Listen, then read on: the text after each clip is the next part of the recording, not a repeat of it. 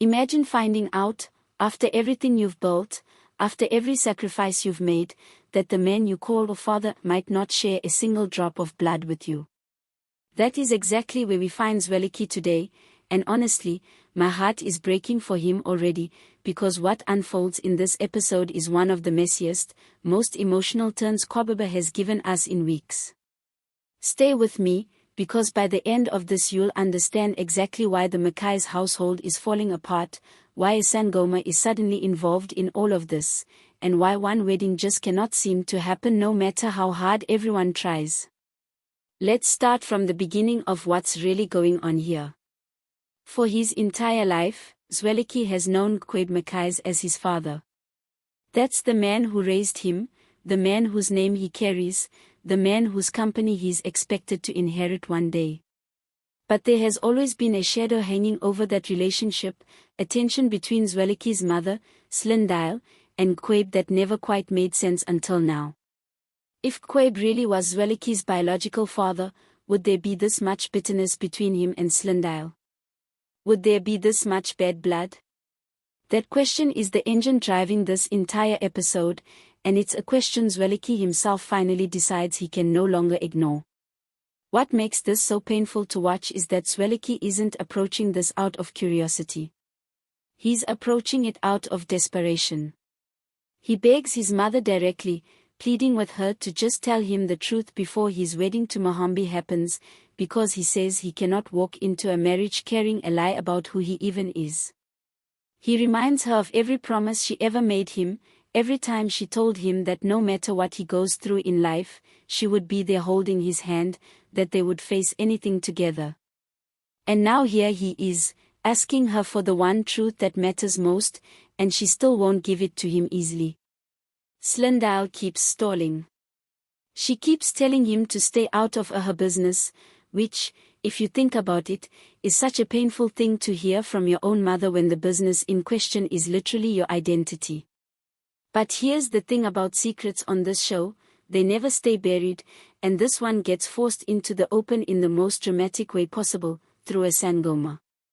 Zwelakhe has already been feeling like something is deeply wrong in his life, and when he consults a traditional healer, he's told that his ancestors, his real people, are searching for him, that they want him to come home.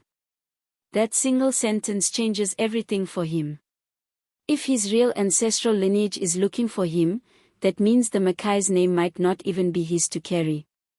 That's a heavy thing to sit with, and you can see it eating away at him throughout the episode, this quiet horror of realizing that his entire sense of self might be built on a foundation that was never real. Meanwhile, there's outside pressure making things worse, because Zwelakhe's ex has resurfaced on social media right in the middle of all of this chaos, clearly trying to get his attention again just as he's supposed to be walking down the aisle with Mohambi. And can we just talk about how exhausting this wedding storyline has become? Every single time it feels like Zwelakhe and Mohambi are finally about to have their moment, something else explodes in the background.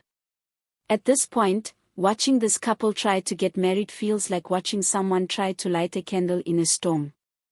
I'll admit, as a viewer, I was rolling my eyes a little, thinking, please, can we just let these two get married and move the story forward? But of course, the writers had other plans, because paternity drama waits for no wedding. So Zwelakhe decides he's done waiting for his mother to come clean.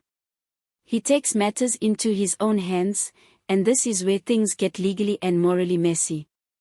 He decides that if nobody's going to tell him the truth willingly, he's going to go get it himself, using DNA testing to settle the matter once and for all. But instead of doing this the straightforward way, he starts manipulating the people around him to get access to documents he has no right to. Specifically, he sets his sights on his brother-in-law, Dumasani, believing that Dumasani might be able to help him get his hands on paperwork tied to his real parentage. Now, Zwelakhe knows he can't approach Dumasani directly without raising suspicion, so instead he turns to Mloba, thinking he can use him as a way in. Zwelakhe seems convinced that Mloba is the kind of person who can be pushed around, someone easily talked into doing things he normally wouldn't do. It's not entirely clear that this reputation is deserved, because when we actually watch Mloba in this episode, he doesn't come across as pushover at all.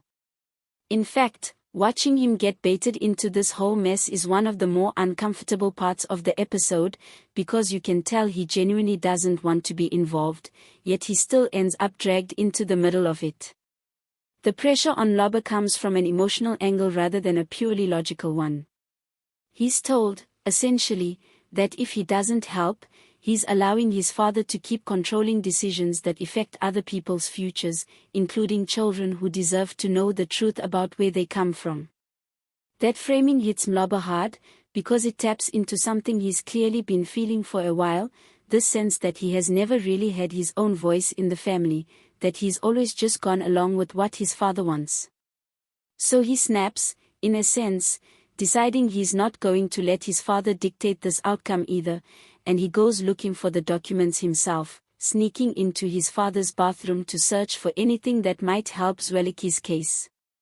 Of course, sneaking around never goes smoothly on this show, and Mloba's search is rushed and messy, the kind of search where you can tell whoever's doing the searching is panicking, pulling things out, not being careful, leaving a trail that makes it obvious someone's been through there. It's honestly a bit painful to watch, because you know exactly how this ends.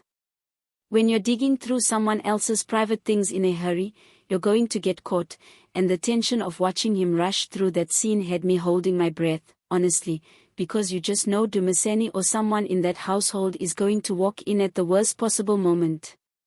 And that's exactly what starts to unravel things. Dumisani's wife becomes deeply unsettled by everything happening around her, to the point where she decides she can no longer be a part of this family dynamic. She storms out of the house just to get some air, and in that moment she turns on Mloba, accusing him of never standing up for her, of behaving like nothing more than an obedient pet to his father rather than a man with his own opinions and his own spine.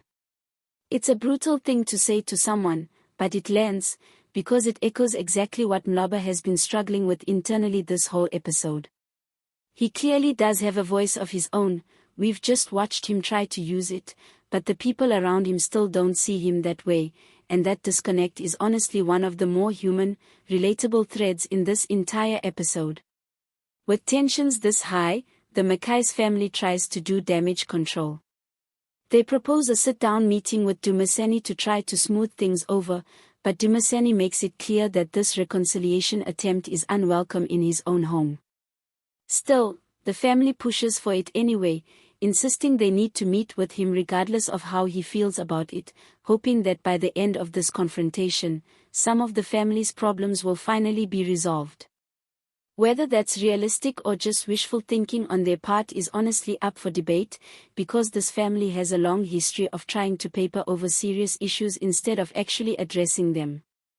There's also a wonderfully petty exchange in this episode about pride, specifically about Dumisani's pride, with someone remarking that a man like that would rather let his pride destroy him than simply admit fault or apologize for something small.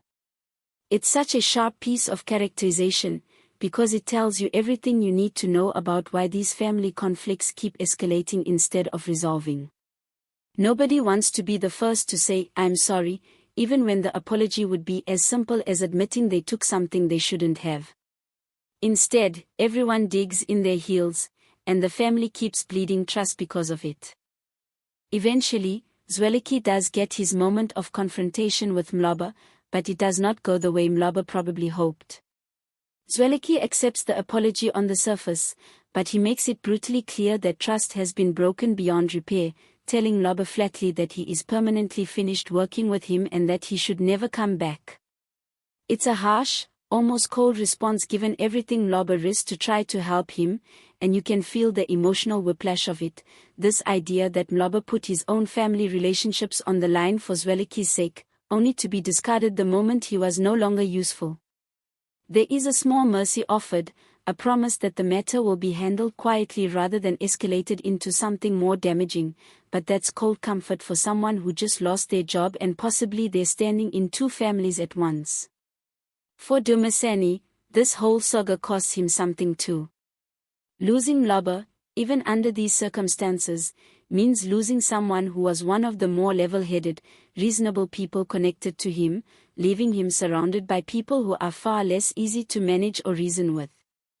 And there's this lingering sense throughout the back half of the episode that everyone somehow expected Mlobo to be the one who caused all this trouble, when in reality, he seems like the least likely candidate to have been dragged into something this reckless. That contradiction, between how people perceive him and what he actually did, or was pushed into doing, is honestly one of the more compelling character beats of the whole episode. Meanwhile, back at the company, the fallout continues. Mlobo is formally removed from his position, another consequence of this entire mess, and Zwelakhe, despite everything, seems to soften slightly, acknowledging that Mlobo disappointed him but also accepting that since he's no longer in a working relationship with him, there's less reason to hold on to the anger directly. It's a strange kind of closure, not really resolution so much as exhaustion, like everyone involved is simply too tired to keep fighting about it in the same way. But of course, this being Kwababa, nothing stays quiet for long, because Dumasani is shown to be just as stubborn and hard-headed as ever, refusing to accept that Mlobo doesn't hold unilateral power within the company, setting up what feels like the next wave of conflict already brewing under the surface. So where does this leave us? Zwelakhe still doesn't have the concrete answer he's desperate for, the confirmation of who his biological father really is. His mother is still holding back. The Sangoma's words are still ringing in his ears, whispering that his real family, his real ancestors, are out there waiting for him to come find them. His wedding to Mahambi is still hanging by a thread, interrupted yet again by outside drama and an ex who clearly hasn't moved on. And now, on top of all of that, he's lost trust in someone who was actually trying to help him get closer to the truth, even if that help came through morally questionable means. Honestly, watching this episode, I found myself feeling for almost everyone involved, even the people who made bad decisions. Zwelakhe isn't wrong to want to know where he comes from, every person deserves that. Slendile isn't necessarily wrong to be scared of what the truth might destroy if she says it out loud. And Mlobo, whatever mistakes he made in how he went about it, was reacting to years of feeling voiceless in his own family. Nobody in this episode is purely a villain, they're just people cornered by secrets that have been allowed to grow too large for too long, and now those secrets are finally cracking open under their own weight. What I really want to know from you is this: do you think Kwab is hiding the truth because he's protecting Zwelakhe, or because he's protecting himself? Do you think Slendile will ever tell the whole story willingly, or will it take another forced confrontation, maybe even a DNA test result, to finally drag it into the light? And what did you think about how Zwelakhe treated Mlobo after everything he risked to help him? Was that fair, or was that just Zwelakhe taking his pain out on the nearest available target? Drop your thoughts in the comments below, because I genuinely want to hear your theories on where this paternity storyline is heading next.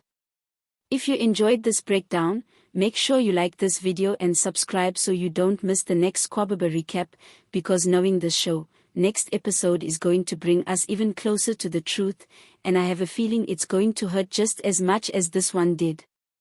Thank you for watching, and I'll see you in the next review.